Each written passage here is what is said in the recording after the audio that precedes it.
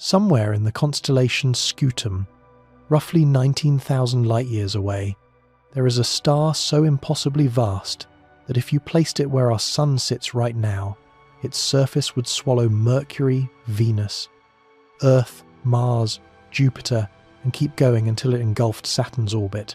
Astronomers call it Stephenson 218, and it is often described as the biggest star ever discovered. Its estimated radius is 2,150 times the width of our Sun. Its volume could contain 10 billion copies of our star. But here is the part nobody tells you. That record-breaking measurement rests on a foundation so uncertain that some researchers believe the number could be drastically wrong. The most terrifying thing about the biggest star is not its size. It is the fact that we are not even sure how big it really is. If you enjoy journeys into the most extreme and unsettling corners of the universe, do me a favor and hit that like button and subscribe. It costs you nothing, and it helps this channel bring you more stories like this one. Now, get yourself comfortable. Let's begin.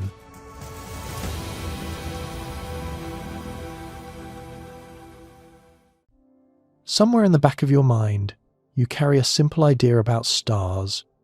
You learned it as a child, maybe from a poster on a classroom wall, maybe from a documentary narrated by a calm voice over sweeping animations. The idea is this: stars come in different sizes. Some are small, some are medium, some are enormous, and somewhere out there, one star is the biggest star in the universe. A single object holding the ultimate record, the champion. You imagine it sitting on a throne of fire, dwarfing everything around it, and you assume that astronomers have found it, measured it, confirmed it, written the name down in a ledger, case closed. That assumption is wrong. Not slightly wrong, fundamentally wrong, because the story of the biggest known star is not a story about a clean measurement and a tidy record. It is a story about a bloated, dying colossus sitting 19,000 light-years away in one of the most obscured regions of the Milky Way, a star whose very identity has been debated for decades, whose distance remains uncertain by more than 50%, and whose famous size estimate conflicts with the theoretical limits of what stellar physics says should be possible. The star is called Stephenson 218, and the journey to understanding why it became the most famous giant star candidate on Earth requires starting not with the star itself, but with the deceptively simple question that made it famous. What does it actually mean to call something the biggest star? This question sounds trivial. Biggest means biggest. Largest means largest. You measure it, you compare it, you rank it. But in astrophysics, size is not a single number. Stars can be compared by mass, the total amount of matter they contain. They can be compared by luminosity, how much energy they radiate.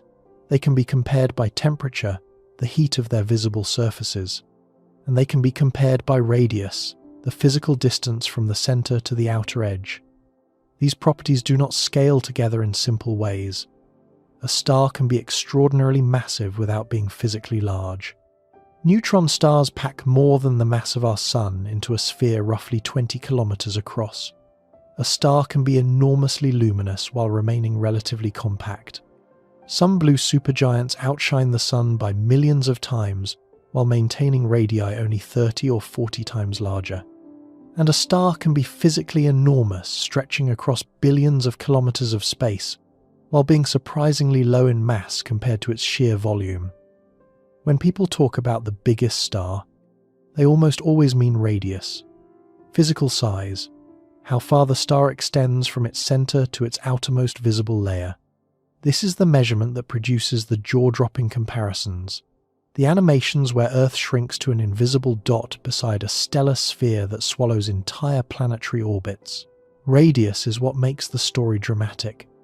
And radius is exactly the property where Stephenson 218 makes its most extreme claim. But measuring the radius of a distant star is nothing like measuring the radius of a planet. You cannot photograph the disk of a star 19,000 light-years away. You cannot see its edge.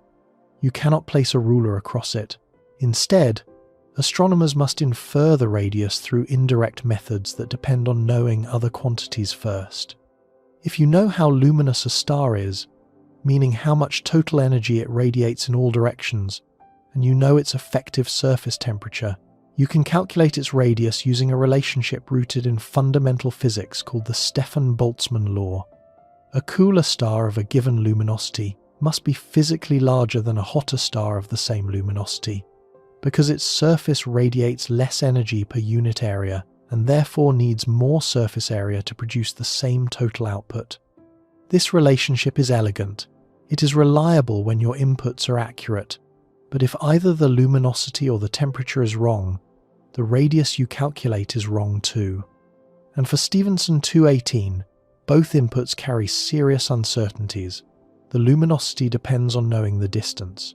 The temperature depends on interpreting a spectrum that is partially obscured by thick dust and expelled material. Every derived property of this star rests on a chain of assumptions, and the chain is longer and more fragile than the headline number suggests. None of this was obvious when the story began. In fact, for the first decade after its discovery, Stephenson 218 was not famous at all. It was barely noticed. It appeared in the data as a bright infrared source near a cluster of red supergiants, one dot among many in a crowded and dusty region of the galactic plane. Understanding how it went from an anonymous infrared point to the most discussed giant star candidate in popular astronomy requires going back to a survey conducted in the late 1980s by a careful and methodical American astronomer named Charles Bruce Stephenson. Stephenson was not looking for record-breaking stars. He was conducting a deep infrared objective prism survey of the northern Milky Way using the Burrell-Schmidt telescope at the Warner and Swazi Observatory. Infrared surveys are essential for studying the inner regions of our galaxy because visible light is heavily absorbed by interstellar dust. The thick clouds of gas and debris that fill the galactic plane block optical telescopes from seeing most of the stars that inhabit the spiral arms near the galactic center. Infrared radiation passes through this dust far more effectively, revealing objects that are completely invisible at shorter wavelengths. In 1990, Stephenson published a short paper reporting the discovery of a cluster of faint, dust-reddened stars in the constellation Scutum. He described 10 objects, several of which appeared to be M-type supergiants, concentrated in a small area of the sky roughly 1.5 by 3 arc-minutes across. He estimated that the cluster lay approximately 30 kiloparsecs away, roughly 98,000 light-years, based on the assumption that the stars were all red supergiants with typical absolute magnitudes. This distance would have placed the cluster far beyond the galactic center, deep in the outer reaches of the Milky Way. The discovery attracted little immediate attention. The paper was brief, the objects were faint, and the estimated distance was enormous. The cluster was catalogued and filed away. It would take more than a decade for astronomers to revisit these stars with better instruments and realize that Stephenson's distance estimate was dramatically wrong, not slightly off, wrong by a factor of 5. In 2001, a team of researchers began re-examining the cluster using near-infrared photometry and found that the stars were much closer than originally thought. By 2007, a detailed study led by Ben Davies and collaborators determined a kinematic distance of approximately 5.8 kiloparsecs, roughly 19,000 light-years, using the radial velocities of the cluster members compared to models of galactic rotation. This placed the cluster not in the outer galaxy but in the Scutum Centaurus arm, one of the Milky Way's 2 major spiral arms, near the intersection with the northern end of the galaxy's central bar. The cluster was renamed RSGC-2, short for Red Supergiant Cluster 2, reflecting its nature as one of several massive open clusters in Scutum, containing large numbers of red supergiants. The revised distance changed everything. Stars that appeared moderately luminous at 98,000 light-years became extraordinarily luminous at 19,000 light-years. The cluster turned out to be one of the most massive open clusters in the entire galaxy, with an estimated mass between 30,000 and 50,000 solar masses. and at least 26 confirmed red supergiant members. This concentration of evolved massive stars was remarkable. No other known cluster in the Milky Way contained as many red supergiants in one place. The cluster's age was estimated at 14 to 20 million years, and 01, placing it in exactly the right evolutionary window for stars of 12 to 16 solar masses to have left the main sequence and expanded into their red supergiant phase. But the real surprise was not the cluster itself. It was one particular star sitting at its outskirts. In the 2007 study, the brightest star in the region was given the identifier number 1, designated Stephenson 2 DFK1. However, the researchers immediately flagged it as problematic. The star sat at an outlying position relative to the cluster core. Its brightness was abnormally high compared to the other members. Its proper motion was slightly atypical, and its radial velocity, the speed at which it moved toward or away from Earth along the line of sight, did not quite match the rest of the cluster. Based on these discrepancies, Davies and colleagues categorized it as an unrelated red supergiant, a foreground or background object that happened to lie along the same line of sight as the cluster, but was not physically associated with it. In a separate study published in 2010, the same star was given a different identifier. Astronomer Shuji Deguchi and collaborators numbered it as Star 18 in a broader grouping of objects near the cluster, assigning it to a loose association called Stephenson 2 SWID, a collection of massive stars lying southwest of the cluster core that was assumed to be at a similar distance. The designation Stephenson 218, often abbreviated as Saint 218, comes from this numbering scheme. This dual naming, one star carrying two different catalogue numbers from two different studies, created confusion that persists in the literature to this day. The same object is referred to as Stephenson 2 DFK1, RSGC 218, and Stephenson 218 depending on which paper you are reading. The naming chaos is a small but telling detail. Even identifying this star cleanly requires navigating a tangle of overlapping catalogues and disputed associations. What made this particular star extraordinary was what happened when researchers calculated its properties using the cluster distance.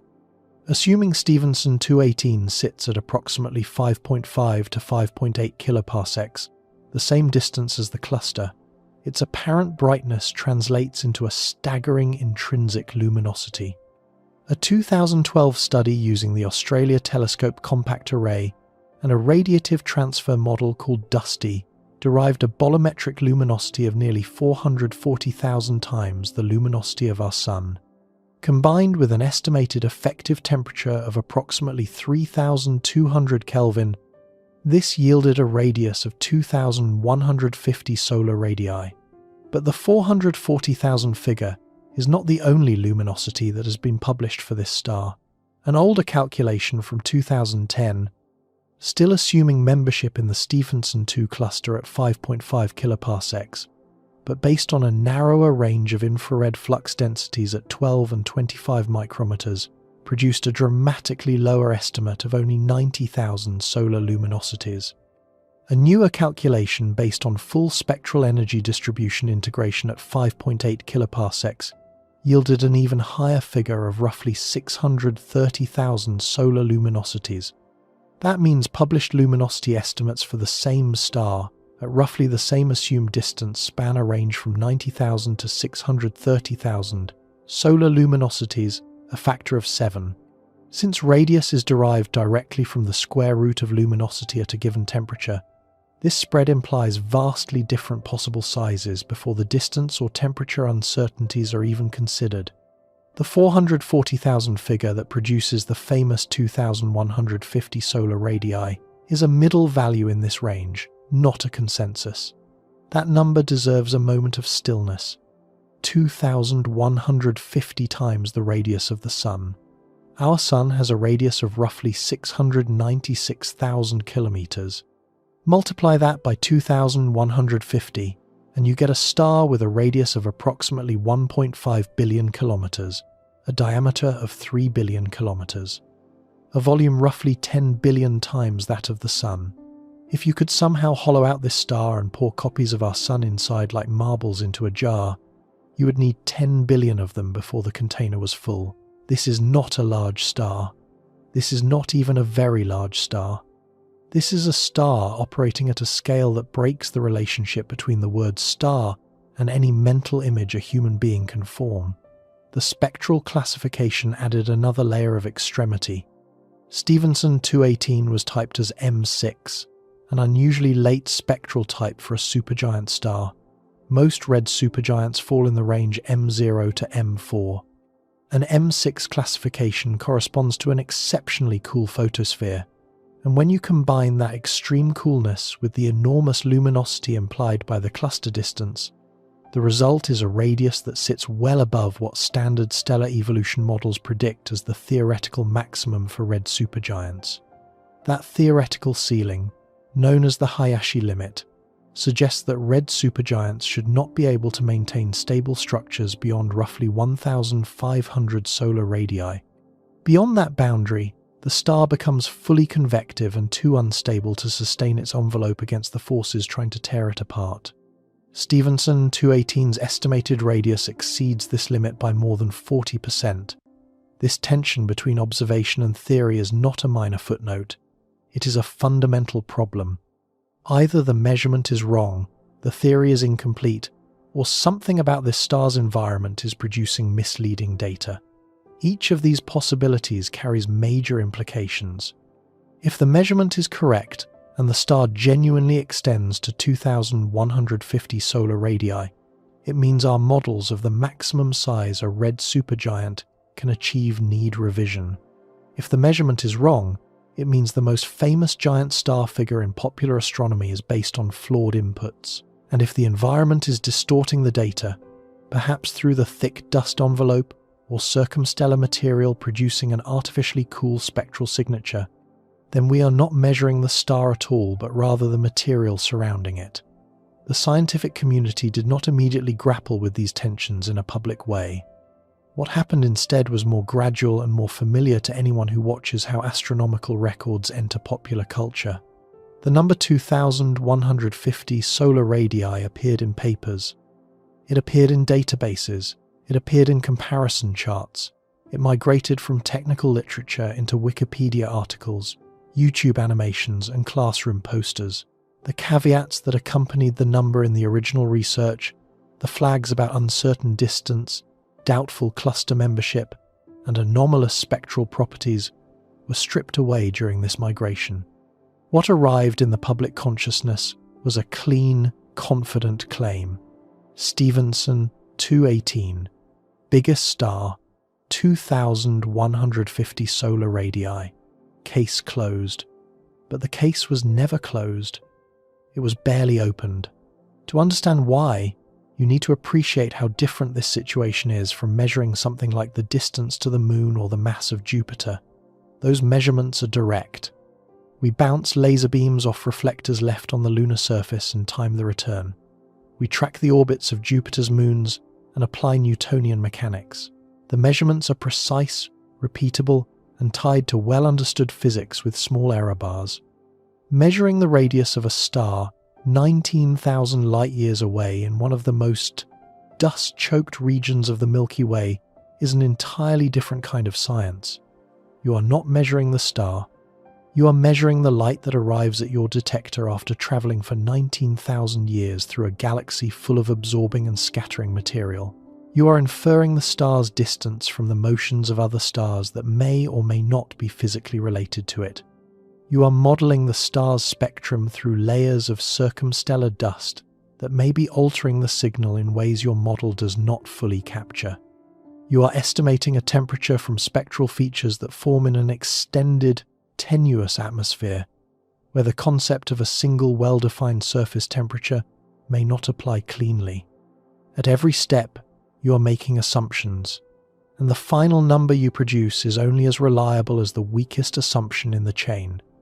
For Stephenson 218, the weakest assumption is the distance, and the distance depends on whether the star belongs to the cluster. This is the hidden fault line running beneath the entire record holder story. If Stephenson 218 is a genuine member of the Stephenson 2 cluster, or at least sits at the same distance, then the luminosity calculation based on that distance is valid, and the derived radius, while extreme, follows from established physics. But if the star is not at the cluster distance, if it is a foreground red supergiant that happens to project onto the same patch of sky, then every property calculated from the assumed distance is wrong. A star that is closer than assumed would be less luminous than calculated. A less luminous star at the same temperature would have a smaller radius. The 2150 figure could shrink dramatically, possibly to something well within the normal range of large red supergiants. Still impressive, but no longer record-breaking. The evidence on this question is conflicting. The 2007 study found the star's radial velocity to be offset from the cluster mean by roughly 20 kilometers per second. This is a significant difference. In a gravitationally bound cluster, members should share similar radial velocities. An offset this large suggests the star is either not part of the cluster or is moving through the cluster environment with an unusual velocity. The 2013 study by Verheyen and collaborators went further. Using silicon monoxide maser emissions and infrared carbon monoxide absorption features, they analyzed the kinematics of red supergiants in and around the cluster and concluded that Stephenson 218 is a field red supergiant unrelated to Stephenson 2. But the conclusion is not unanimous.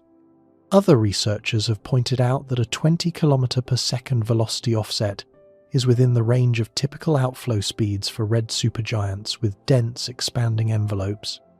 If the star is losing mass at an extreme rate, and the evidence suggests it is, the expanding material surrounding it could shift the measured radial velocity away from the star's true systemic motion.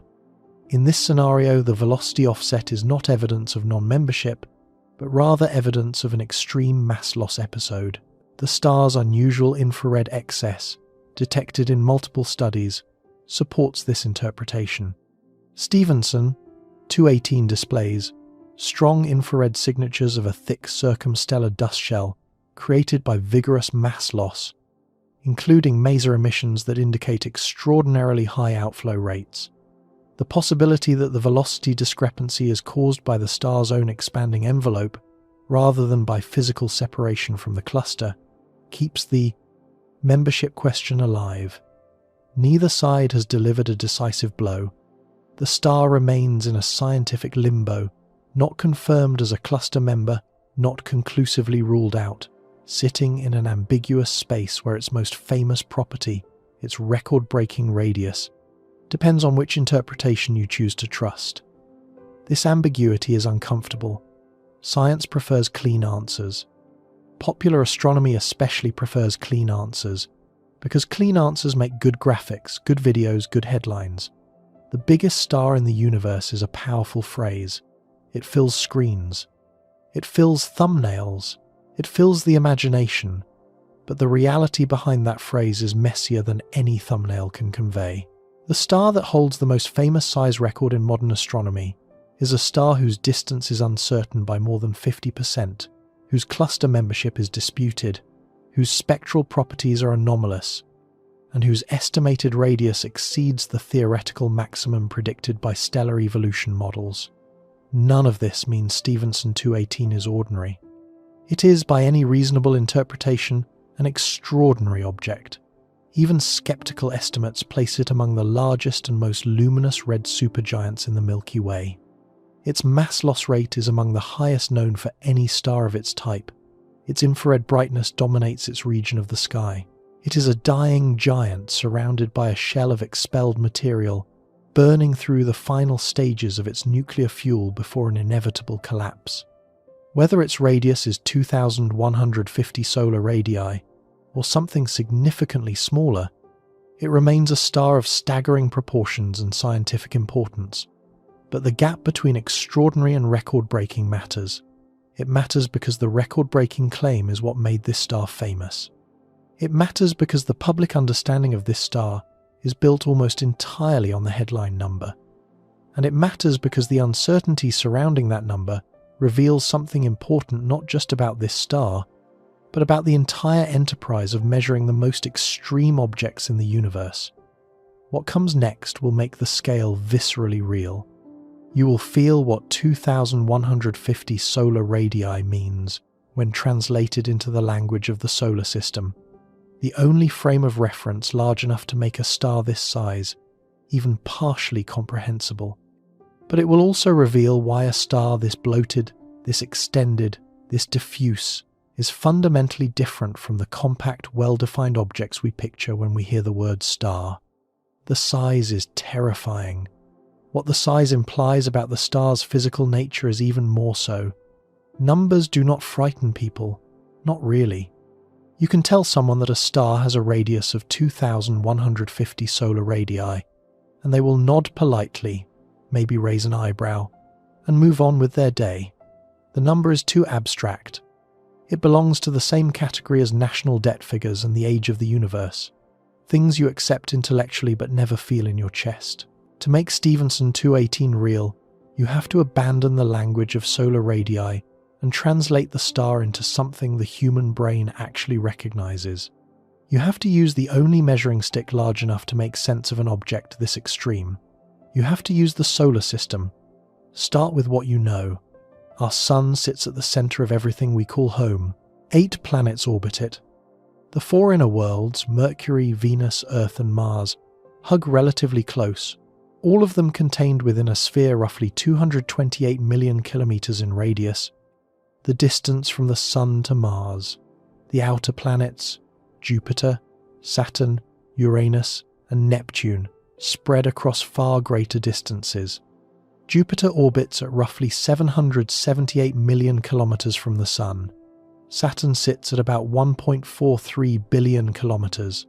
Rumor: these are distances so large that even light, crossing space at 300,000 kilometers per second, needs time measured in minutes and hours to traverse them.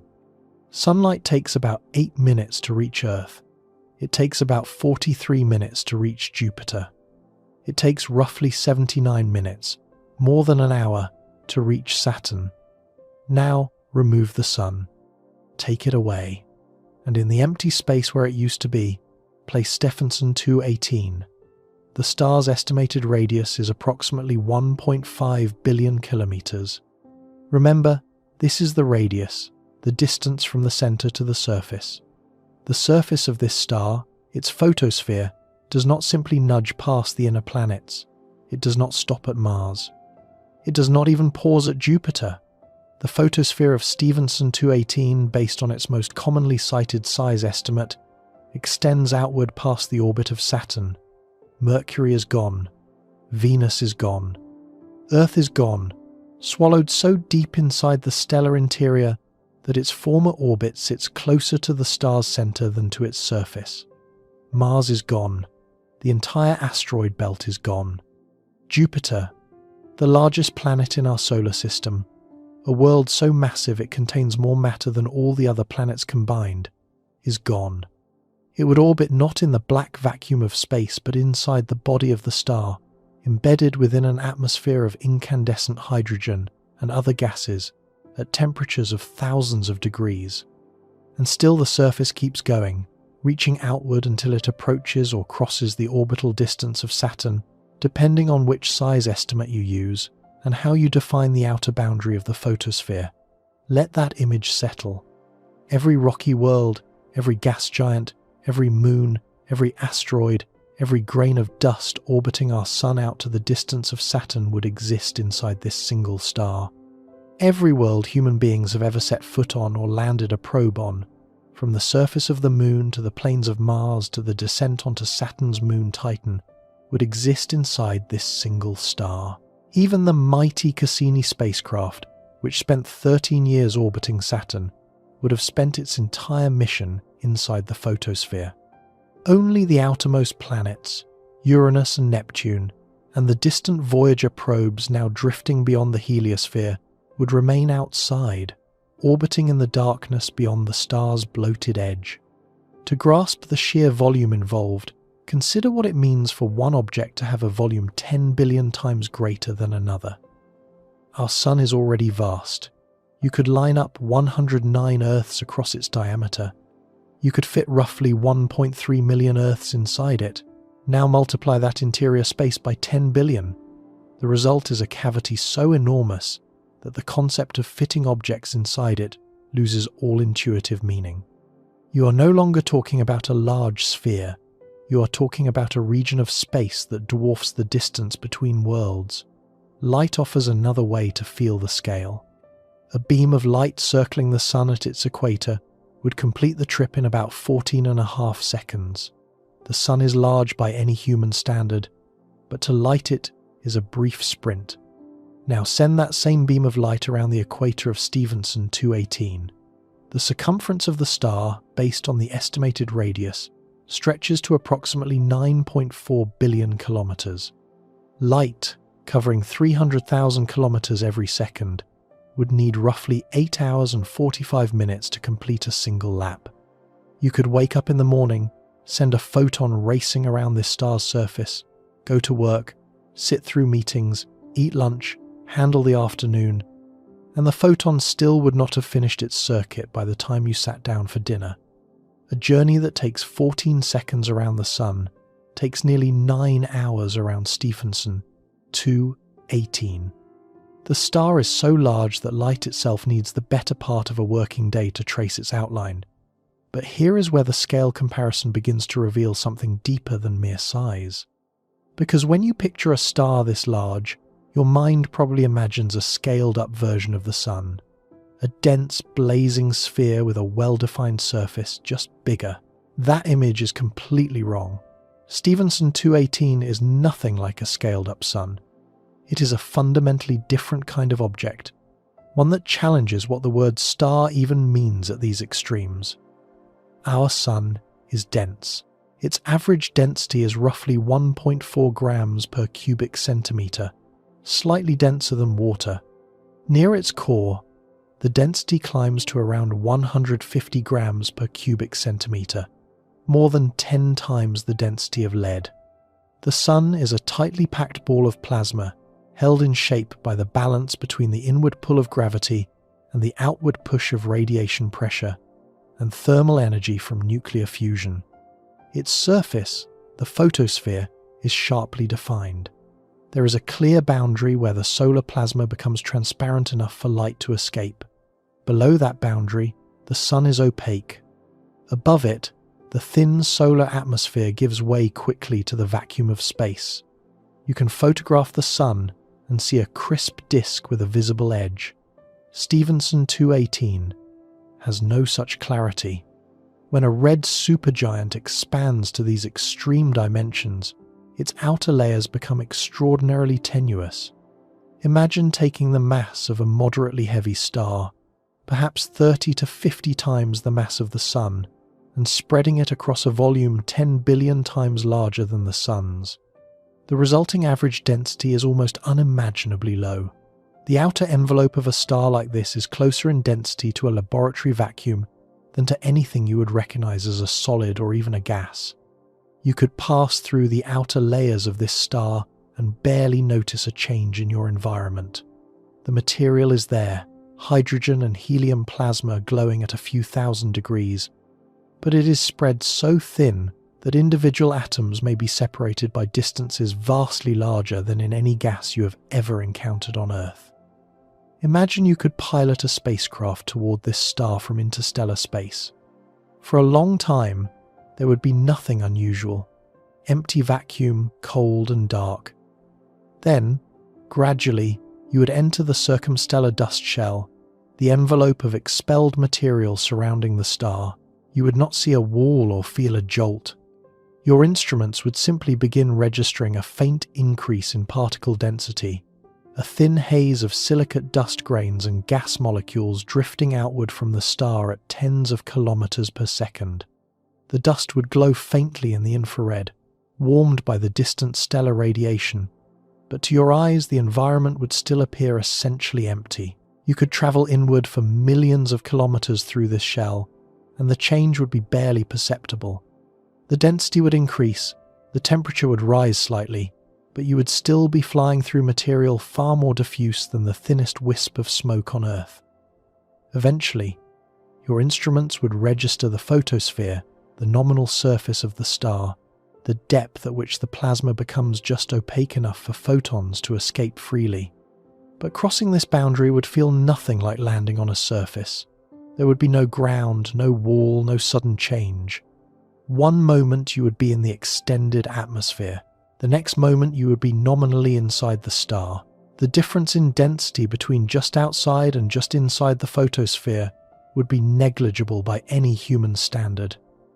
You would continue inward, and the density would keep climbing, but so slowly that you could travel for tens of millions of kilometers deeper into the star before the environment began to feel meaningfully different from the near vacuum you entered. The interior of this star, through most of its enormous volume, is emptier than any room you have ever stood in. Only far down, approaching the core, would you encounter densities and temperatures that match the popular image of a stellar interior. This extreme tenuity is what makes defining the edge of the star so difficult. The Sun has a photosphere you can point to and say, here is the surface. For Stephenson 218, the transition from star to not star is gradual. The density decreases smoothly as you move outward. At some point, the material becomes thin enough that photons can escape freely, and astronomers define that as the photosphere. But the exact location of this transition depends on the wavelength of light you are observing and the models you use to interpret the spectrum. At infrared wavelengths, the star may appear larger because the cooler, more extended material is more prominent. At shorter wavelengths, the star may appear smaller because you are seeing deeper into the hotter layers. This is not a technicality. It is central to understanding why measuring a star like this is so uncertain. You are not measuring a solid object with a defined boundary. You are measuring a gradient, a slow fade from dense plasma to thin plasma to circumstellar dust to interstellar space. Where you draw the line determines the radius you report. Different methods draw the line in different places, and the differences are not small. The reason this gradient exists, the reason the outer material is so diffuse and so weakly bound, comes down to a single physical quantity that is easy to state but staggering in its implications. The surface gravity of Stephenson 218 is extraordinarily low. Surface gravity depends on mass and radius. Increase the radius by a factor of 2,000, while holding the mass to perhaps 30 or 40 solar masses, and the gravitational acceleration at the surface plummets. On the Sun, the surface gravity is roughly 28 times what you feel standing on Earth. On Stephenson 218, the surface gravity is a vanishing fraction of that. A human standing on a hypothetical solid platform at the photosphere would weigh almost nothing.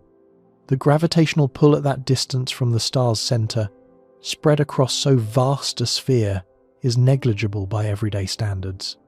This feeble gravity has a direct and devastating consequence.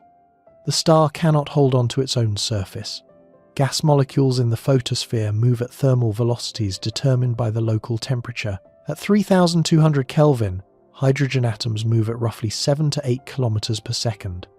On the Sun, this velocity is far below the escape velocity at the surface, which is over 600 kilometers per second.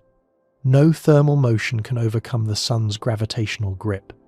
But on Stephenson 218, the escape velocity at the photosphere drops to under 100 kilometers per second.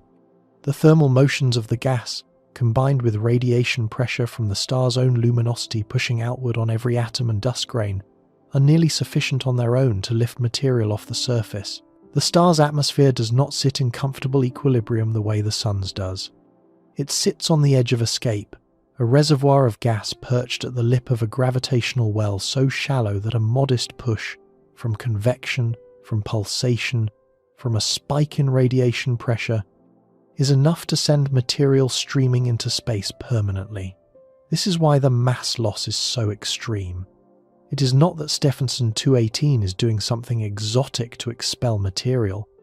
It is that the star's own structure, its enormous radius, combined with its moderate mass, creates conditions where holding onto the outer layers is nearly impossible. The photosphere is not a stable boundary. It is a leaking membrane, constantly losing material to the circumstellar environment because gravity at that distance is simply too weak to contain a hot, luminous, radiation-pressured atmosphere. Every pulsation cycle, every convective upwelling, every temporary increase in luminosity tips more material over the edge. The circumstellar environment makes things even more complicated.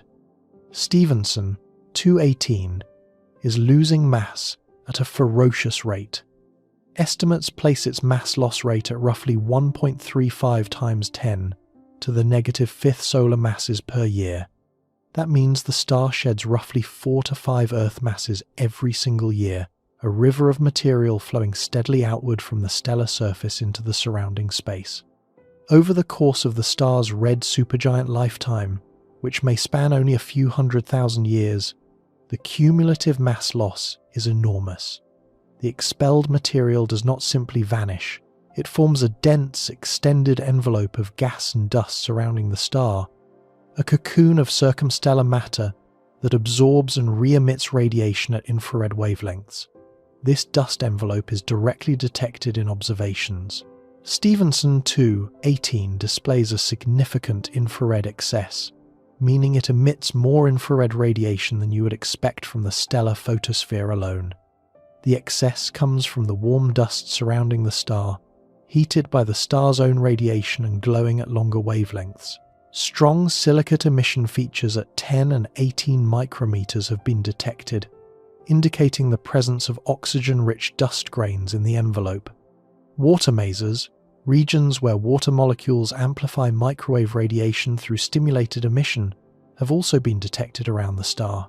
Maser emission is a hallmark of red supergiants undergoing extreme mass loss because it requires the specific density and temperature conditions found in thick circumstellar outflows. The presence of this envelope raises a critical question. When we measure the star's apparent size and brightness, are we measuring the star itself, or are we measuring the star plus its surrounding material?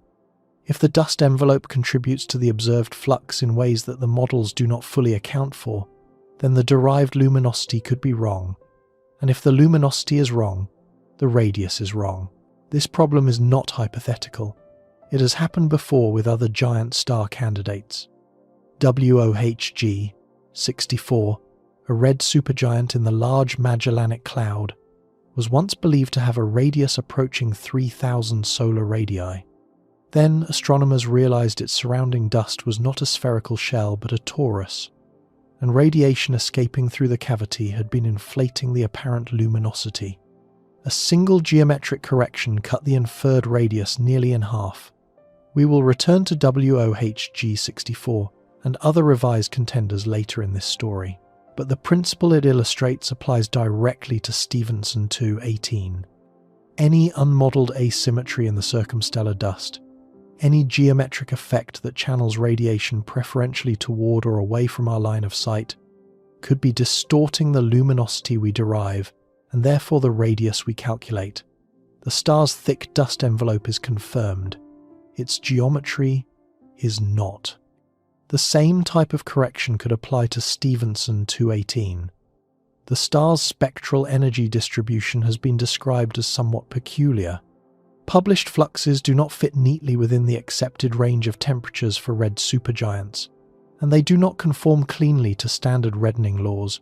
The models that describe how interstellar dust absorbs and reddens light at different wavelengths. These discrepancies suggest that the dust surrounding Stephenson 218 may have unusual properties or geometry that current models do not fully capture. If the true extinction is higher than assumed, the star would actually be even more luminous, which would imply an even larger radius.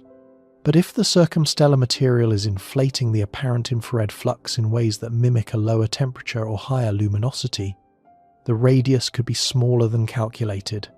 This uncertainty in the circumstellar environment connects to a deeper issue about what we are even looking at when we observe a star like this. A compact main sequence star like our Sun has a clean separation between the star and its surroundings. The stellar wind is modest. The surface is well defined.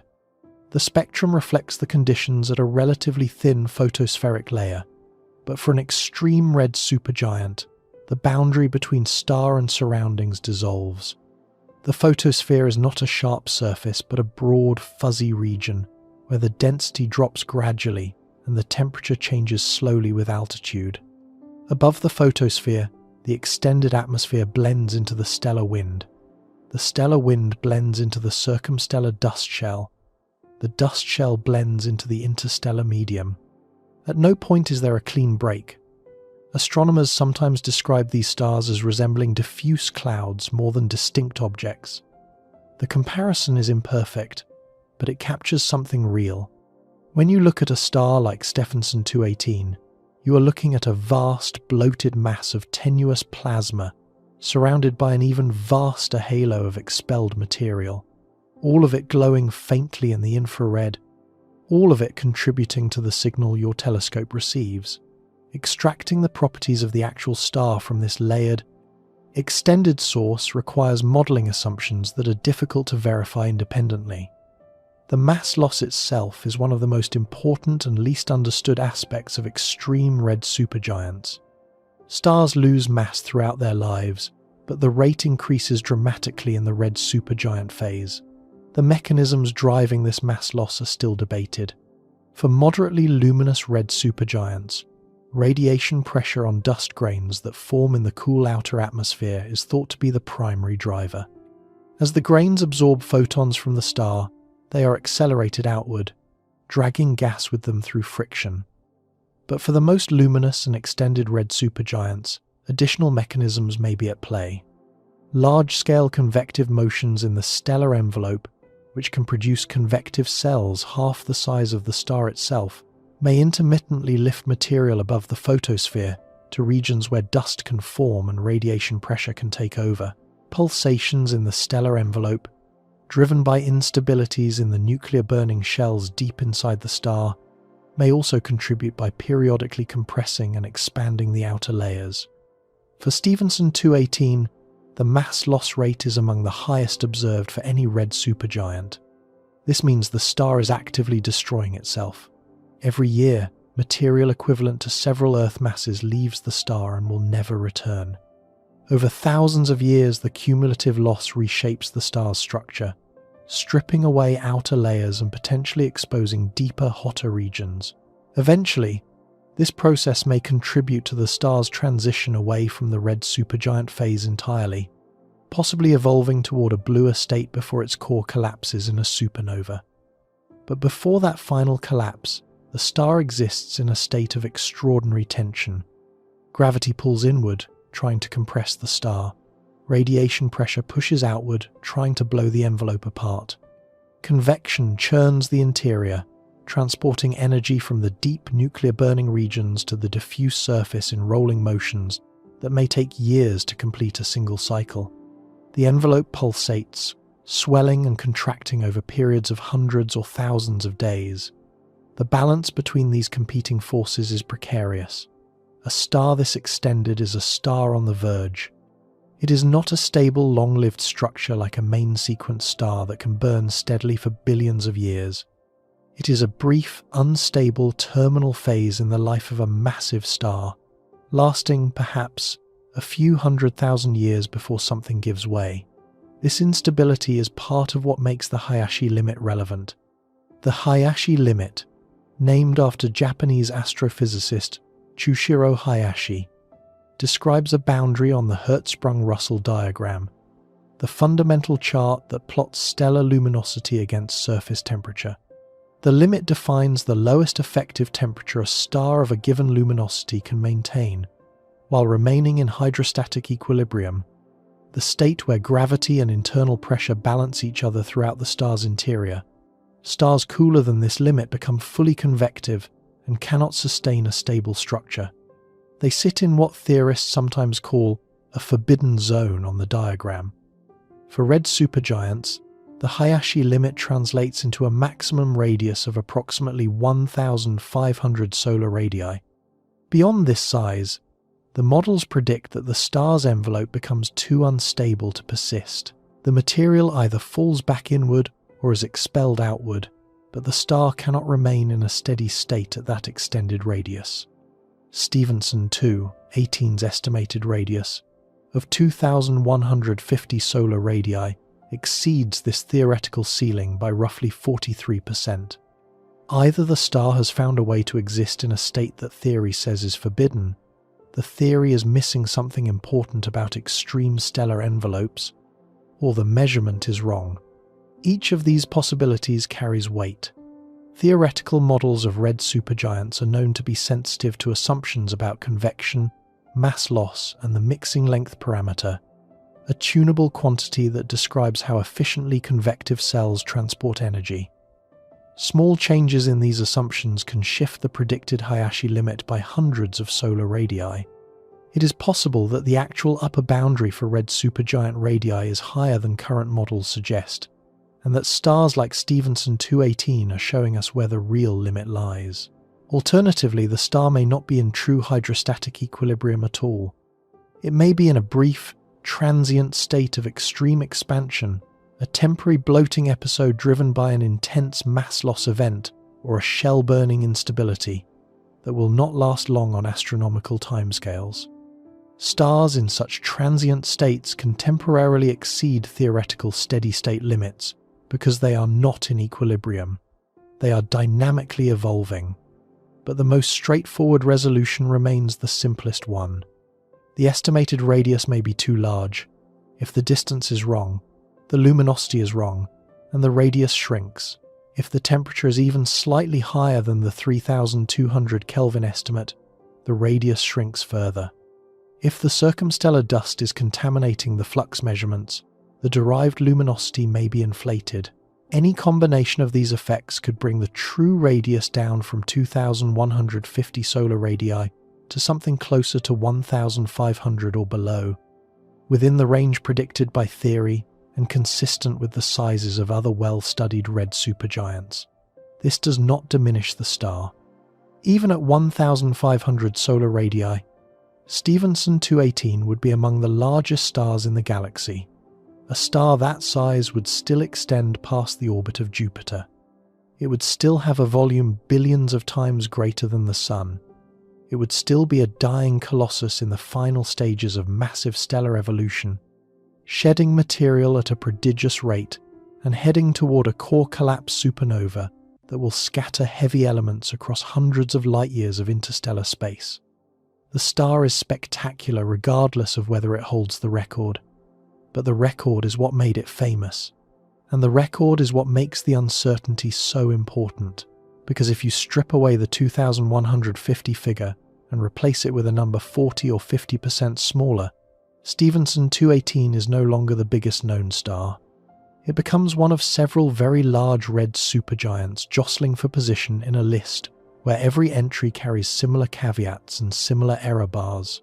The clean, dramatic story of the single biggest star dissolves into a murkier and more honest picture of a handful of extreme objects whose true sizes we have not yet pinned down. That murkier picture is exactly where the science lives.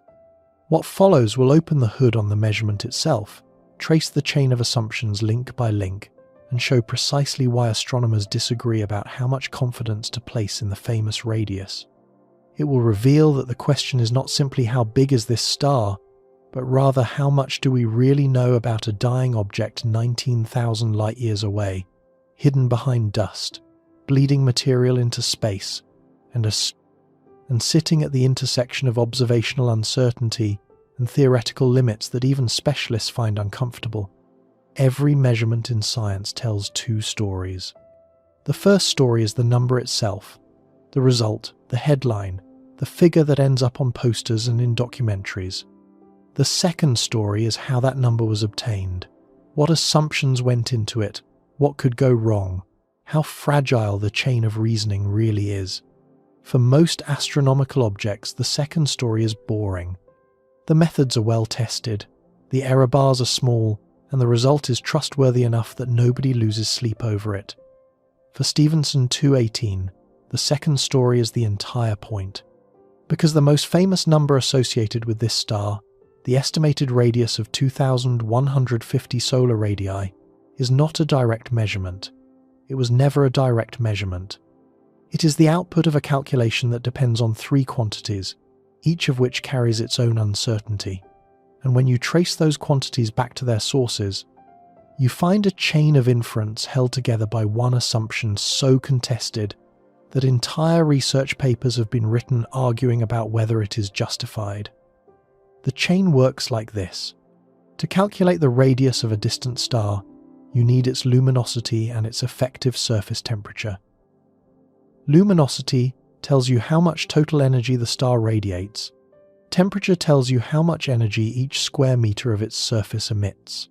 The Stefan-Boltzmann law connects these quantities.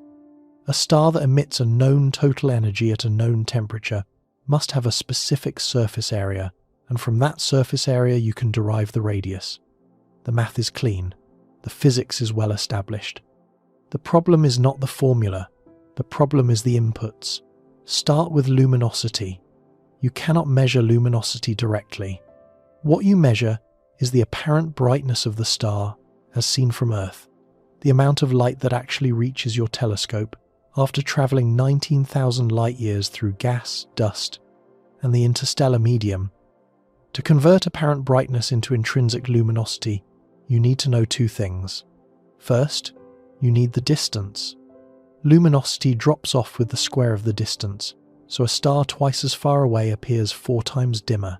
Get the distance wrong, and your luminosity is wrong by the square of the distance error. Second, you need to know how much light was absorbed or scattered by material between the star and your telescope.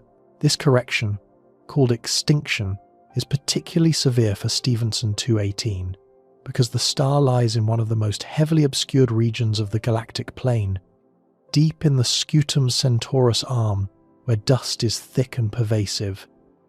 The extinction towards Stephenson 218 is substantial. The star is essentially invisible at optical wavelengths.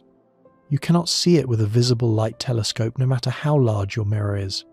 It is detectable only in the infrared, where radiation penetrates dust more effectively. Correcting for this extinction requires modelling how much light the intervening dust absorbed and at what wavelengths. Different extinction models produce different corrections, and the circumstellar dust surrounding the star itself adds another layer of complexity. You must disentangle the interstellar extinction, caused by material between Earth and the star, from the circumstellar extinction caused by the star's own expelled envelope. If you underestimate the extinction, you underestimate the luminosity. If you overestimate it, you overestimate the luminosity. Either error propagates directly into the radius calculation. Now consider the distance.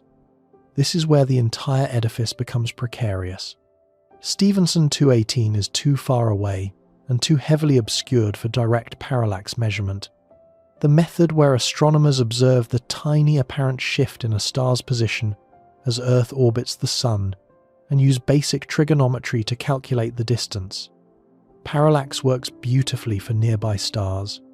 The Gaia spacecraft has measured parallaxes for nearly 2 billion stars with extraordinary precision, but for objects embedded deep in the dusty galactic plane at distances of several kiloparsecs, parallax measurements become unreliable. The angular shifts are too small, the extinction is too severe, and the systematic errors overwhelm the signal. Instead, astronomers estimated the distance to Stephenson 218, indirectly by assuming it lies at the same distance as the open cluster Stephenson 2. The cluster's distance was determined through a method called kinematic distance estimation. This method works by measuring the radial velocity of the cluster stars, the component of their motion along the line of sight, and comparing it to a model of how the Milky Way rotates. Different distances from the galactic center correspond to different expected radial velocities, so by matching the observed velocity to the model, you can infer the distance. The 2007 study by Davies and collaborators measured the radial velocities of cluster members and derived a kinematic distance of approximately 5.83 kiloparsecs, with an upper uncertainty of 1.91 kiloparsecs and a lower uncertainty of 0.78 kiloparsecs. Translated into light years, this gives a distance of roughly 19,000 light years, but with an uncertainty range stretching from about 16,500 to over 25,000 light years. A 2010 study by Deguchi and collaborators derived a similar kinematic distance of 5.5 kiloparsecs using the average radial velocity of 4 cluster members. A 2013 study by Verheyen and collaborators refined the cluster's average radial velocity and derived a distance of roughly 6 kiloparsecs, approximately 20,000 light-years. These estimates broadly agree, but the uncertainty is enormous. The 2012 study that derived Stephenson 2.18's luminosity and radius used the 5.5 kiloparsec distance and explicitly noted that the uncertainty in the distance was greater than 50%. 50%. That means the true distance could plausibly be anywhere from roughly 3 kiloparsecs to 8 or more kiloparsecs. At 3 kiloparsecs, the star would be much closer and much less luminous than calculated. Its radius would shrink proportionally. At 8 kiloparsecs, it would be farther and more luminous, potentially even larger than the current estimate. A 50% distance uncertainty is not a minor caveat. It is a gaping hole in the foundation of the measurement, but this uncertainty assumes the star actually belongs to the cluster. If it does, then the cluster distance, imprecise as it is, provides at least a reasonable starting point. The cluster members share similar positions on the sky, similar radial velocities, and similar evolutionary states, all consistent with being a gravitationally bound or recently dispersed group at a common distance. Assigning the cluster distance to Stephenson 2.18 makes sense if the star is part of this group. If it is not, the entire calculation floats free, untethered to any reliable distance anchor. The evidence for membership is genuinely ambiguous. On one side, the star lies in the same region of the sky as the cluster and appears in infrared images alongside the other red supergiants. It was assigned to Stephenson 2.18, a loose grouping of stars southwest of the cluster core that is assumed to lie at a similar distance. Its spectral type, M6, is extreme, but not wholly inconsistent with the cool, luminous supergiants found in the main cluster. Its maser emissions, detected in both water and silicon monoxide lines, are characteristic of the most luminous and mass-losing red supergiants, exactly the type of star you would expect to find in a massive young cluster. On the other side, the star's radial velocity does not match. The cluster members have an average radial velocity of approximately positive 109 kilometers per second. Stephenson 2.18's radial velocity is lower by about 20 kilometers per second. This offset is the single most important piece of evidence against membership.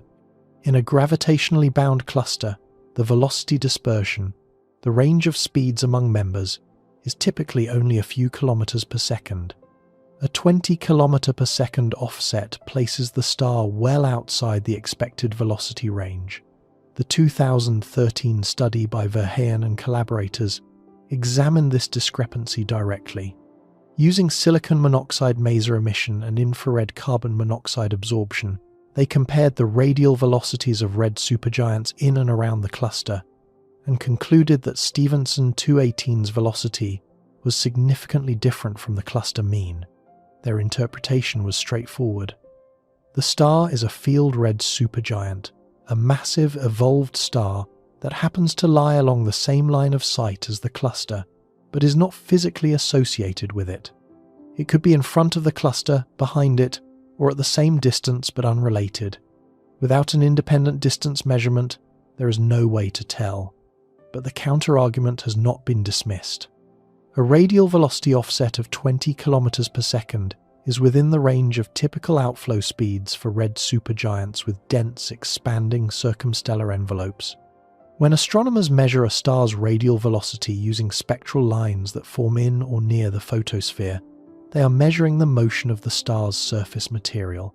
If that material is flowing outward due to stellar wind or mass ejection, the measured velocity will be shifted away from the star's true systemic velocity. For a star undergoing extreme mass loss, like Stephenson 2.18, this shift could easily amount to 10 or 20 kilometers per second. In this interpretation, the star's true velocity does match the cluster, but the expanding envelope creates an apparent offset. This explanation is plausible but not proven. Testing it would require measuring the star's radial velocity using lines that form deep enough in the photosphere to be unaffected by the outflow. or using independent distance indicators like parallax. Neither measurement is currently available with sufficient precision. The Gaia spacecraft, despite its extraordinary capabilities, has not provided a reliable parallax for Stephenson 218 because the star is too faint at optical wavelengths and too heavily extinguished for Gaia's detectors to measure its position with the necessary accuracy. Future infrared astrometric missions might solve this problem, but none are currently operational with the required sensitivity. The result is a stalemate. The membership question cannot be definitively resolved with current data. Different researchers interpret the same evidence differently. Some treat the star as a probable cluster member, or at least place it at a similar distance. Others treat it as an unrelated foreground or background supergiant whose derived properties are unreliable. Published papers reflect this disagreement. Some cite the 2150 solar radii figure as the best available estimate. Others describe it as likely unreliable due to the uncertain distance and temperature. A few recent syntheses have noted that the star's extreme properties, the radius exceeding theoretical limits, the anomalous spectral energy distribution, the disputed velocity, should collectively be treated as warning signs that the derived parameters may not reflect the star's true nature. This brings us to the temperature, the second input in the radius calculation. Stephenson 218 was assigned a spectral type of M6, based on its carbon monoxide bandhead absorption in the 2007 study, with a similar classification confirmed by Negaruela and collaborators in 2013 using titanium oxide spectral features. An M6 spectral type corresponds to an effective temperature of approximately 3200 Kelvin, making Stephenson 218 one of the coolest supergiants known. This temperature is problematic for multiple reasons. First, an M6 classification places the star below the Hayashi limit on the Hertzsprung-Russell diagram. Theoretical stellar evolution models do not predict stable red supergiants this cool. The star sits in a region of the diagram that models describe as forbidden for stars in hydrostatic equilibrium. Either the star is not in equilibrium, which is possible for a transient bloating phase, or the temperature is being measured incorrectly. But there is a second boundary the star appears to violate, one that is observational rather than purely theoretical. The Humphreys-Davidson limit, established by astronomers Roberta Humphreys and Chris Davidson in 1979, describes an empirical upper boundary on the luminosity of cool supergiants. When you plot thousands of observed stars on the Hertzsprung-Russell diagram, you notice something striking. The upper right corner of the diagram, the region corresponding to extremely luminous and extremely cool stars, is nearly empty. There appears to be a diagonal ceiling above which no stable cool supergiants are found. Stars that approach this limit from below are observed to become violently unstable, shedding material in eruptions and episodic mass loss events that prevent them from climbing higher. The Humphreys-Davidson limit is not derived from a theoretical model of stellar interiors. It is drawn from observation. It represents the actual boundary that nature appears to enforce. When you examine the claimed properties of Stephenson 218, the combination of its luminosity, estimated at roughly 440,000 solar luminosities, and its extremely cool temperature of 3200 Kelvin, the star falls in or very near the forbidden zone above this empirical boundary as well. It sits uncomfortably close to a region where no confirmed stable stars have been observed. This is a separate and independent red flag from the Hayashi limit problem. The star does not merely conflict with one theoretical prediction, it conflicts with an empirically observed ceiling that holds across thousands of studied objects in multiple galaxies. When a single measurement places an object in violation of two independent boundaries simultaneously, the probability that the measurement itself is the problem rises significantly. The difficulty with measuring temperatures of extreme red supergiants is well known in the field. The spectral features used to classify these stars, primarily molecular absorption bands of titanium oxide, form in the extended, low-density atmospheres that surround them. These atmospheres are not well described by simple models. convective cells that may span half the star's diameter create temperature inhomogeneities across the surface. The molecular bands that define the spectral type form at different depths and different temperatures. A star with a patchy surface, some regions hotter and some cooler, will produce a spectrum that looks cooler overall than the average temperature of the surface, because the molecular features are more sensitive to the cooler regions. Studies have shown that temperatures derived from titanium oxide lines in red supergiants tend to systematically underestimate the true effective temperature. If the actual temperature of Stephenson 218 is 3,500 Kelvin instead of 3,200 Kelvin, the derived radius drops significantly, potentially by several hundred solar radii. The spectral energy distribution compounds the problem. Researchers have noted that Stephenson 218's observed fluxes do not fit neatly with either the accepted temperature range for red supergiants or standard interstellar reddening laws. The fluxes appear to require either a peculiar extinction curve or unusual circumstellar dust properties. This mismatch suggests that the standard assumptions used to derive the star's temperature and luminosity may not apply cleanly to this object. The star's enormous infrared excess, created by its thick dust envelope, further complicates the modelling. If the dust emission is not properly separated from the stellar emission, the inferred temperature and luminosity could both be biased. All of these uncertainties converge on the same conclusion. The radius of 2,150 solar radii is not a firm measurement. It is a best fit estimate derived from a chain of inferences, each of which carries substantial uncertainty.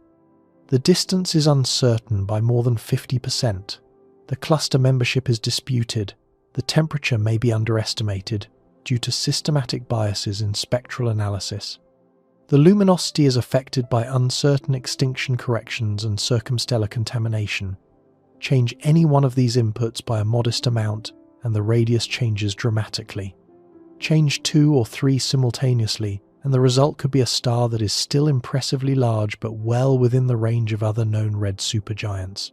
No longer an impossible outlier, no longer in conflict with theoretical limits, and no longer the unambiguous record holder.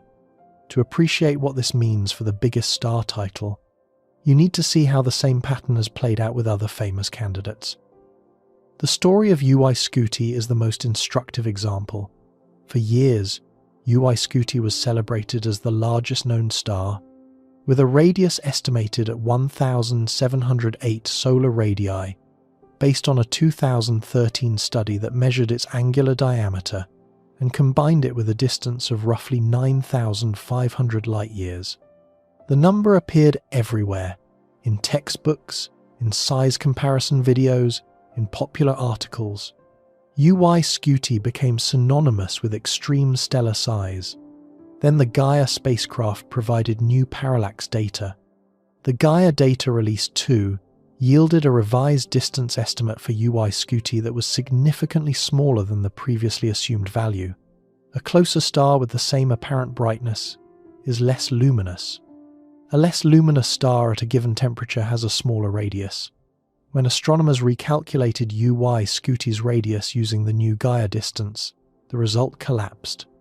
Revised estimates dropped to somewhere between 755 and 909 solar radii, depending on the analysis, roughly half the original figure. In a single data release, the most famous giant star in popular culture went from the undisputed champion to a star comparable in size to Betelgeuse, far smaller than Mu Caffei, far smaller than VY Canis Majoris. The record was not just broken, it evaporated. The UY Scuti story carries a cautionary message that applies directly to Stephenson 218. The original radius estimate for UY Scuti was not careless or sloppy. It was published in a reputable journal based on careful angular diameter measurements. The problem was the distance. When the distance changed, everything changed. The same vulnerability exists for Stephenson 218, except that the distance uncertainty is even larger. UY Scuti at least had an angular diameter measurement. Stephenson 218 does not. Its radius is inferred entirely from luminosity and temperature, both of which depend on the assumed distance. WOH G64 provides another parallel. This red supergiant in the Large Magellanic Cloud was once estimated to have a radius as large as 3,000 solar radii, based on spectroscopic measurements that assumed spherical dust shells surrounding the star.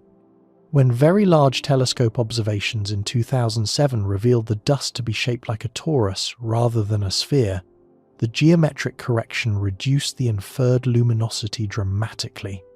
The currently accepted radius is approximately 1,540 solar radii, consistent with theoretical predictions for the most extreme red supergiants.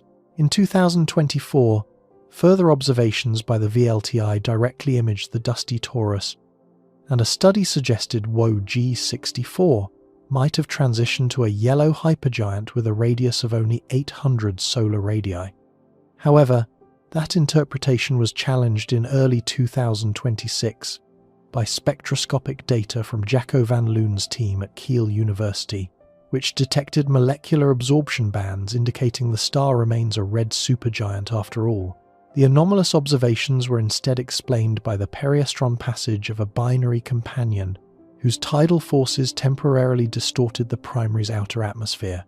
The lesson from WOHG64 is that even stars, with relatively well-constrained distances in the Large Magellanic Cloud, whose distance is known to within a few percent, can have their radii revised dramatically based on improved understanding of their circumstellar environments. For a star like Stephenson 218, where the distance is uncertain by more than half and the circumstellar environment is known to be complex, the potential for revision is far greater. VY Canis Majoris offers yet another comparison. This red hypergiant in the constellation Canis Major was once estimated to have a radius as large as 2,200 solar radii.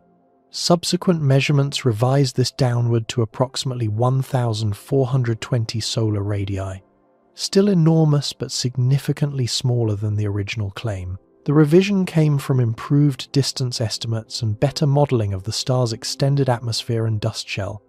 VY Canis Majoris remains one of the largest known stars, but its history demonstrates the same pattern. Initial extreme estimates get revised downward as data improves. NML Cygni follows the same trajectory. Early estimates placed its radius as high as 3,700 solar radii.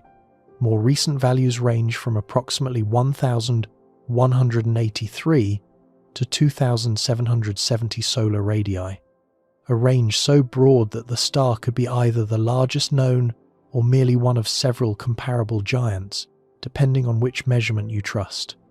The uncertainty reflects the difficulty of measuring a heavily obscured, mass-losing red supergiant embedded in a dense circumstellar nebula. The parallels to Stephenson 218 are unmistakable. Across all of these cases, a consistent pattern emerges. Extreme initial size estimates for red supergiants are almost always revised downward as better data becomes available. The revisions come from improved distances, better understanding of circumstellar geometry, refined temperature measurements, or corrections for systematic biases in spectral analysis. No major giant star candidate has ever been revised significantly upward. The trajectory is always the same. The first estimate is the most dramatic. Every subsequent measurement brings it closer to Earth. This pattern does not prove that Stephenson 218's radius will be revised downward, but it strongly suggests caution. The star exists in exactly the same observational regime that produced overestimates for UY Scuti, WOHG64, VY Canis Majoris, and NML Cygni. It shares the same vulnerabilities: uncertain distance, complex circumstellar environment, extreme mass loss, and spectral properties that challenge standard modelling techniques. The probability that its headline figure will survive unchanged as data improves is, based on historical precedent, low. The question then is what kind of observations could actually resolve the debate. Several concrete possibilities exist, and some of them may become feasible within the coming decade. The most transformative would be a reliable parallax or angular diameter measurement. The European Southern Observatory's Very Large Telescope Interferometer, VLTI, has already demonstrated the ability to resolve the angular diameters of red supergiants at significant distances. If the interferometric baseline could be applied to Stephenson 218 despite its heavy extinction, a direct angular diameter combined with any reasonable distance estimate would provide a radius measurement independent of the luminosity temperature chain. The extremely large telescope, currently under construction in Chile with a primary mirror over 39 meters across, will offer unprecedented resolving power in the infrared. Its adaptive optic systems are designed to cut through atmospheric turbulence and deliver diffraction-limited images that could, in principle, constrain the angular size of an extremely luminous infrared source at several kiloparsecs. On the distance front, future infrared astrometric missions could provide what Gaia cannot. Gaia operates primarily at optical wavelengths, which makes it blind to heavily extinguished objects in the galactic plane. A space-based infrared astrometry mission with micro-arcsecond precision could measure the parallaxes of obscured stars directly, bypassing the extinction problem entirely. Such missions have been proposed but not yet funded or built. In the nearer term, deeper spectroscopic surveys of the Stephenson 2 cluster region could help resolve the membership question by measuring radial velocities and chemical abundances for a larger sample of stars in and around the cluster. If Stephenson 218's chemical composition, particularly its ratios of heavy elements, matches the cluster members precisely, it would strengthen the case for membership even if the radial velocity remains offset. If the abundances differ, it would support the field star interpretation. Radio and submillimeter observations offer another avenue. The maser emissions from Stephenson 218's circumstellar environment carry information about the velocity structure and geometry of the outflow. Very long baseline interferometry at radio wavelengths could map these masers with sufficient angular resolution to distinguish between a symmetrically expanding envelope, which might explain the velocity offset, and a more complex geometry that would argue against it. Such observations are technically demanding but feasible with existing facilities like the Very Long Baseline Array. Until these observations arrive, the debate will continue. And the honest answer to the question of whether Stephenson 218 is the largest known star is not yes and not no. It is that the star is a leading candidate whose claim rests on assumptions that are reasonable but contested, and whose headline figure sits in tension with both theoretical predictions and the historical pattern of how giant star measurements evolve. What remains after you strip away the confidence of the headline number is something more interesting than a clean record. It is a genuine scientific mystery. Stephenson 218 is undeniably extreme. Its infrared luminosity dominates its region of the sky. Its mass loss rate is among the highest measured for any red supergiant. Its spectral type is unusually cool. Its massive emissions indicate extraordinary physical conditions in its circumstellar environment. Even without the record-breaking radius, this is a star that demands explanation, and the explanation is not straightforward. If the star is not a cluster member and sits at a significantly different distance, then its luminosity and temperature need to be recalculated from scratch. What kind of star produces this particular combination of observational properties at an unknown distance? If the star is a cluster member, but its radius truly exceeds the Hayashi limit, then stellar evolution models are incomplete. What physical process allows a red supergiant to expand beyond the theoretical maximum while remaining luminous and detectable? If the temperature measurement is biased by the extended atmosphere or circumstellar contamination, then what is the star's true effective temperature? And how do we measure it reliably when the star is invisible at optical wavelengths and surrounded by dust? Each of these questions leads into active areas of research where the answers are not settled.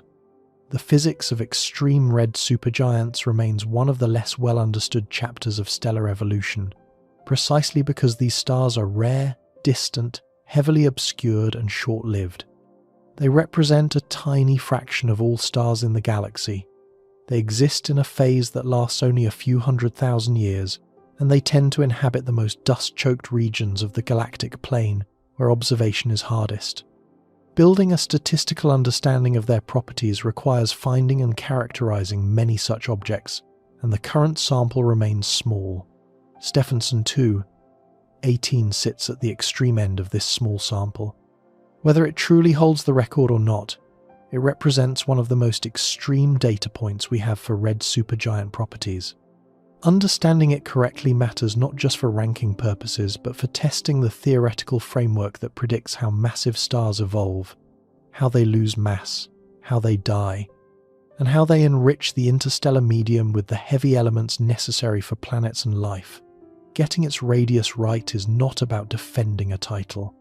It is about understanding the physics of the most extreme stellar objects in the galaxy. The final stretch of this story will pull back from the measurement details and ask what it means that the biggest star we know of is also one of the most uncertain. Not uncertain because astronomers are careless, but uncertain because the object itself exists at the ragged edge of what stars seem able to become, where the physics is hardest, the observations are most ambiguous, and even defining what you are measuring requires choices that different experts make differently. The terror of Stephenson 2.18 is not that it is vast. It is that it sits at a boundary where stellar physics, observational astronomy, and human intuition all begin to break down together. There is a moment in every great astronomical story where the facts stop being merely surprising and start becoming unsettling. Not frightening in the way of asteroid impacts or gamma ray bursts, not threatening in any physical sense, but unsettling in the way that a cracked foundation is unsettling. You thought the ground was solid. You built your understanding on it, and then you look down and see the fracture running through everything you assumed was stable. Stephenson 2.18 delivers that moment, not through its size alone, but through what its size, combined with its uncertainty, reveals about the nature of the most extreme objects in the universe.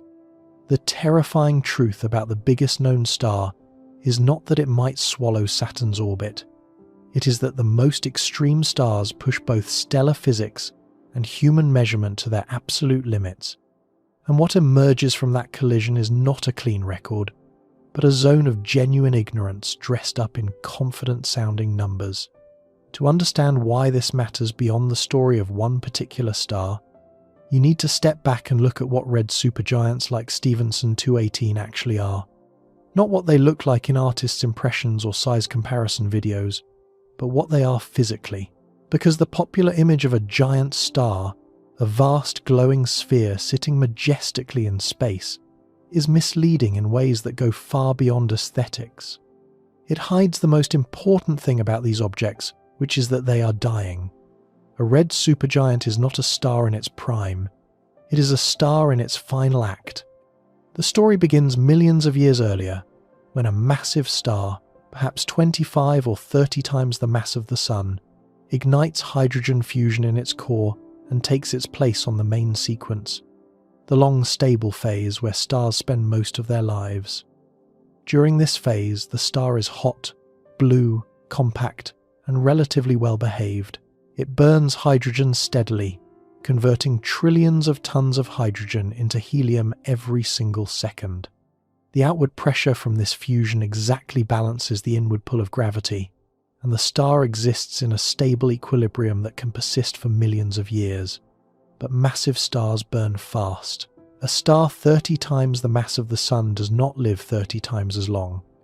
It lives far shorter, perhaps only 6 to 8 million years on the main sequence, because the rate of fusion increases much faster than the available fuel supply. When the hydrogen in the core is exhausted, the equilibrium breaks. The core contracts under gravity, heating up until it ignites helium fusion.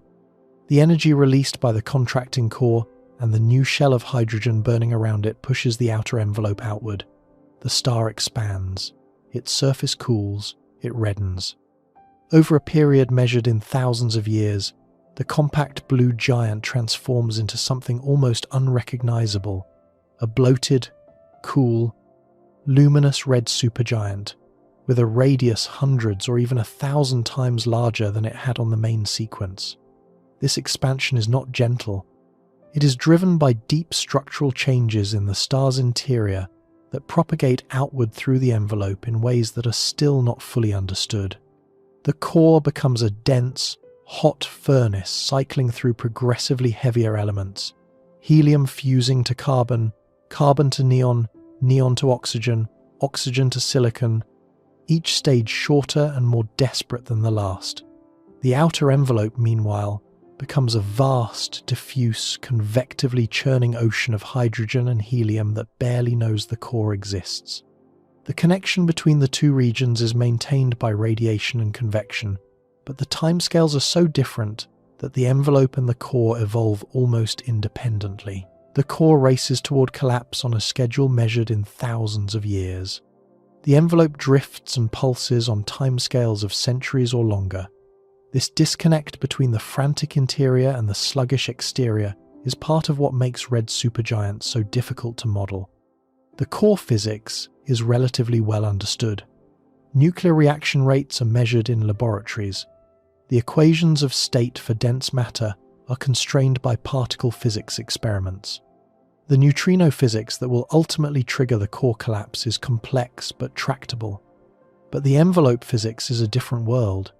Convection in these stars operates on scales that dwarf anything in terrestrial experience. Individual convective cells can span half the diameter of the star, rising and falling over periods of months or years. These motions are turbulent, chaotic, and three-dimensional. They cannot be accurately captured by the one-dimensional models that form the backbone of stellar evolution theory.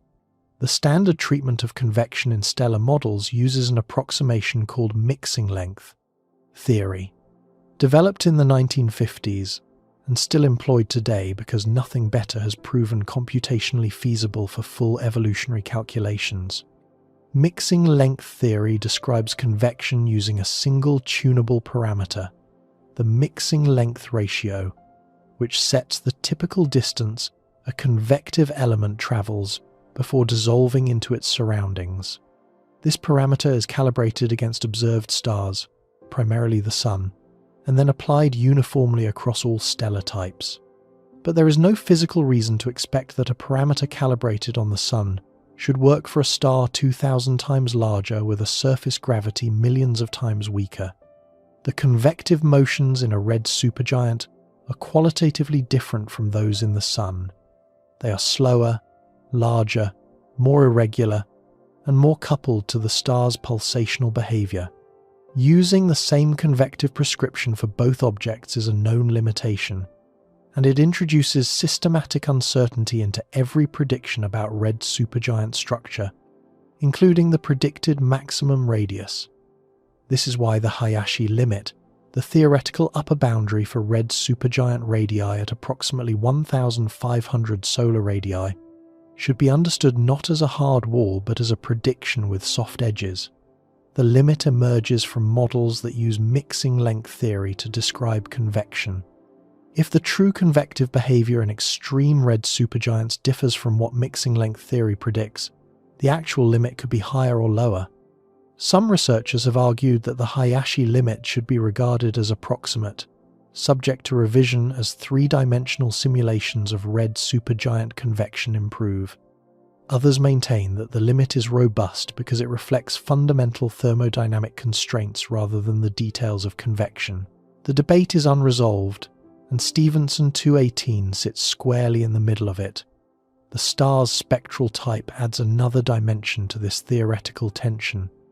At M6, Stephenson 218 is among the coolest supergiants known, sitting at or below the temperature range where stellar evolution models predict stable red supergiants can exist. This coolness is not just an observational curiosity, it has physical implications.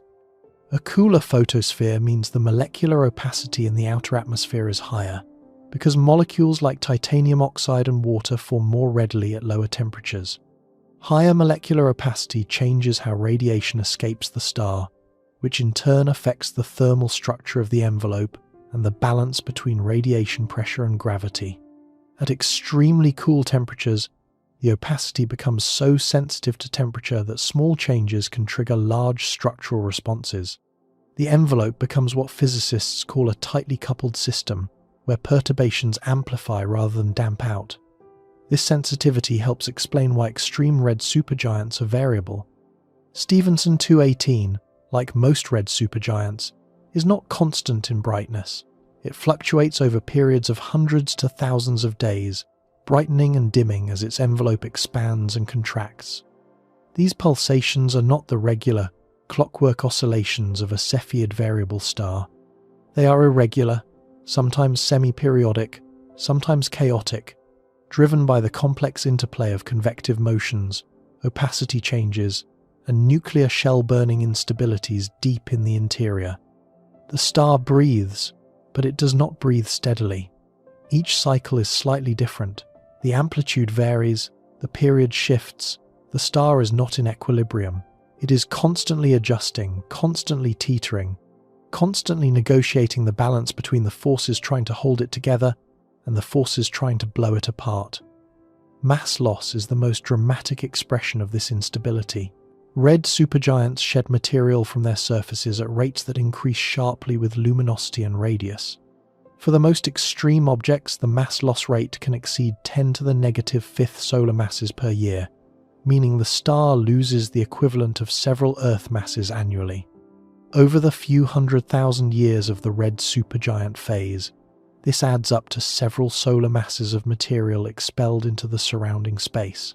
The expelled material forms circumstellar shells, clumps, and arcs that can extend outward for light years, creating complex nebulous structures visible in infrared and radio observations.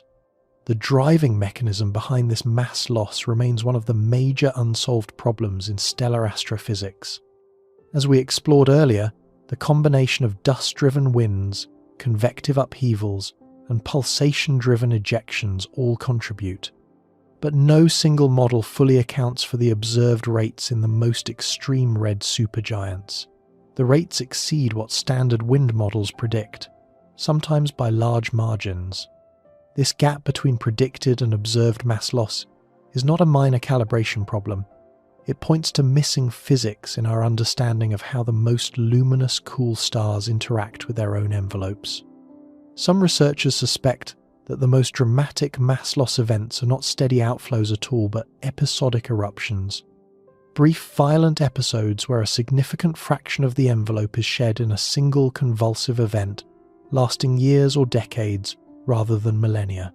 Stephenson, 218's extreme infrared excess and maser emissions suggest it has recently undergone, or is currently undergoing, an intense mass loss episode. The thick dust envelope surrounding the star absorbs a significant fraction of its luminosity and re-emits it at infrared wavelengths. The silicate features in its spectrum indicate oxygen-rich dust composition, consistent with the chemistry expected in the outflows of massive red supergiants. The water masers detected in the circumstellar environment require specific physical conditions, high densities, moderate temperatures, and velocity gradients that are characteristic of powerful stellar winds interacting with the surrounding medium. This mass loss is not just a spectacle, it is an existential process for the star. Every kilogram of material that leaves the surface reduces the star's total mass, weakening the gravitational pull that holds the remaining envelope in place. As mass decreases, the envelope becomes easier to expand, which lowers the surface gravity further, which makes it easier for radiation pressure to drive more material away. The process feeds on itself. The star becomes progressively less bound, progressively more diffuse, progressively more extended. It is not merely aging, it is evaporating. At some point this process will end, not gradually, but catastrophically. The core of Stephenson 218 is almost certainly in the late stages of nuclear burning, fusing elements heavier than helium in a sequence of increasingly brief and frantic phases. Carbon burning lasts a few thousand years, neon burning lasts a few years, oxygen burning lasts months, silicon burning lasts days. When the core has fused its way to iron, the sequence stops. Iron cannot release energy through fusion. Without an energy source to support it, the core collapses in less than a second, plunging from a volume the size of Earth to a sphere roughly 20 kilometers across. The resulting shockwave rips through the envelope and blows the star apart in a Type II supernova, one of the most energetic events in the universe. The supernova will scatter the star's remaining envelope across hundreds of light-years of interstellar space.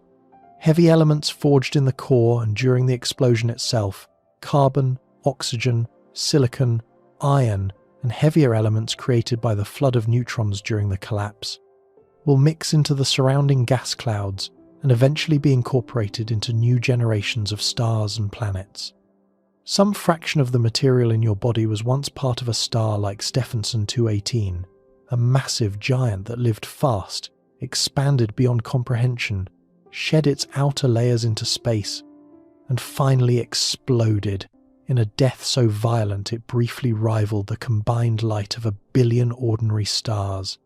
The calcium in your bones, the iron in your blood, the oxygen in every breath you take were forged in the interiors of massive stars and delivered to the interstellar medium through exactly the kind of supernova that awaits Stephenson 218. But before that final moment, the star exists in a state that challenges the very concept of what a star is. When most people hear the word star, they picture the sun. A dense, hot, sharply defined sphere of plasma burning steadily in the vacuum of space. Something solid enough to have a surface. Something stable enough to last for billions of years. Something discrete enough to be clearly distinguished from its surroundings. Stephenson 218 violates every element of that picture. It is not dense. Its outer layers are more tenuous than any vacuum achievable in terrestrial laboratories. It is not hot, at least not at its surface, with temperatures barely exceeding 3,000 degrees, comparable to the filament of an incandescent light bulb. It does not have a sharply defined surface. Its photosphere fades gradually into an extended atmosphere that blends into a circumstellar envelope that blends into the interstellar medium. It is not stable. It pulsates, convulses, sheds material, and fluctuates in brightness on timescales of months and years, and it will not last. Its red supergiant phase is a brief moment in cosmic time, a few 100,000 years out of a total lifespan of perhaps 8 million years. It is a transitional state, a dying gasp, a star in the process of ceasing to be a star. This is what makes the measurement problem so deep. You are not measuring a well-defined object. You are measuring a process, a phase, a transition. The star does not have a single radius in the way a planet has a radius. Its size changes with time as it pulsates and loses mass. Its apparent size changes with wavelength as different layers of the atmosphere contribute differently at different frequencies. Its inferred size changes with the assumptions you make about distance, temperature, extinction, and circumstellar geometry. The number 2150 solar radii is not a measurement of a fixed quantity. It is a snapshot of a moving target through a foggy window using a ruler that might be the wrong length, and yet the number matters. Not because it settles the question of which star is biggest, but because it forces us to confront what happens when we try to measure objects that exist at the absolute extremes of physical possibility. The history of giant star measurements is a history of successive revisions. Initial estimates revised downward, record holders dethroned, confident claims replaced by cautious ranges. UY Scuti went from 1,708 solar radii to under 1,000. WOHG 64 went from 3,000 solar radii to 1,540.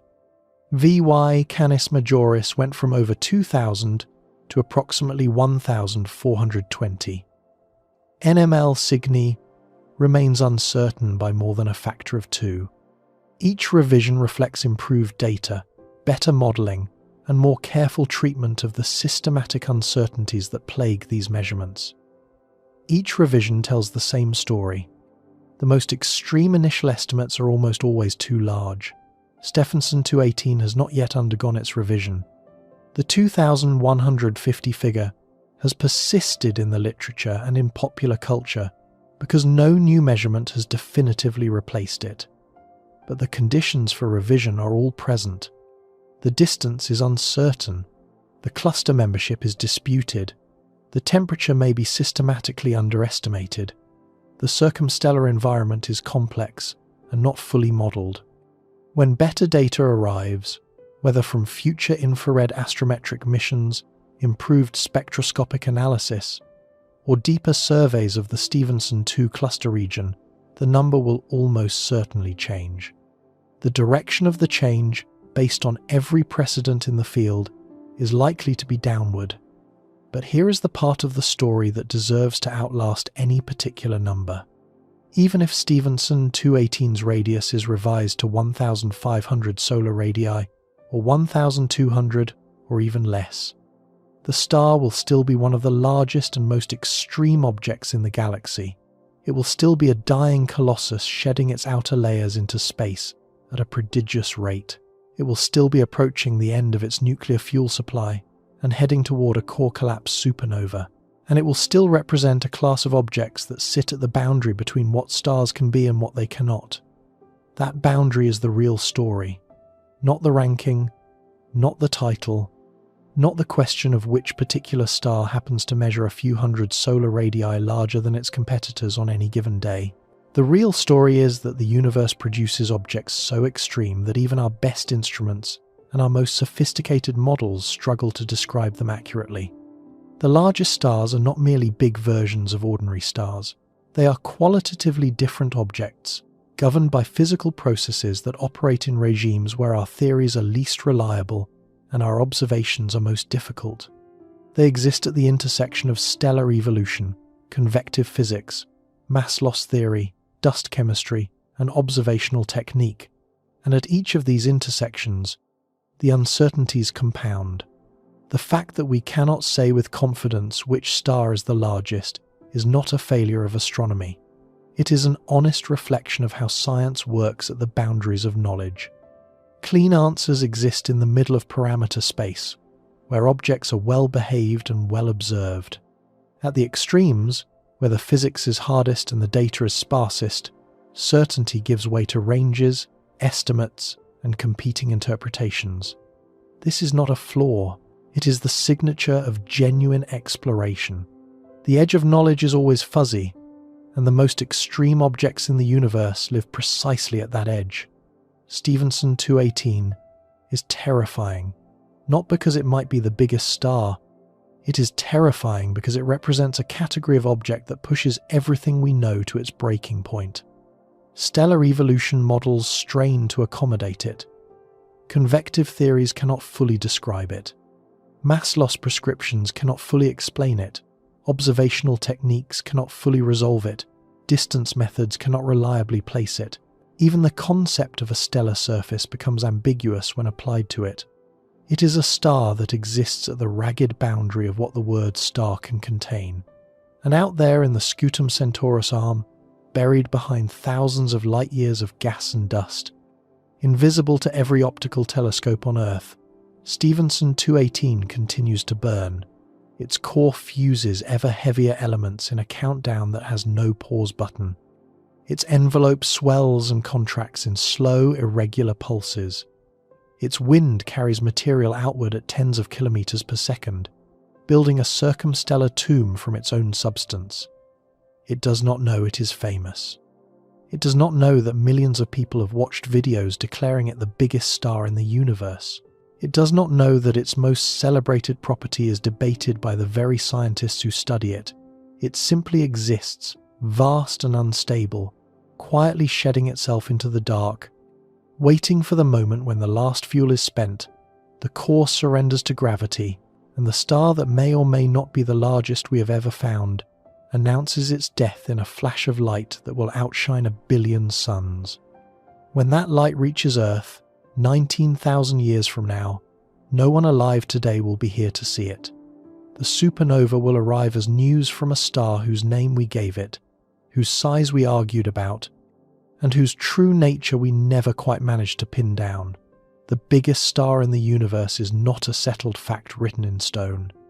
It is an open question written in infrared light across a dusty patch of the Milky Way, and the answer keeps changing every time we look more carefully.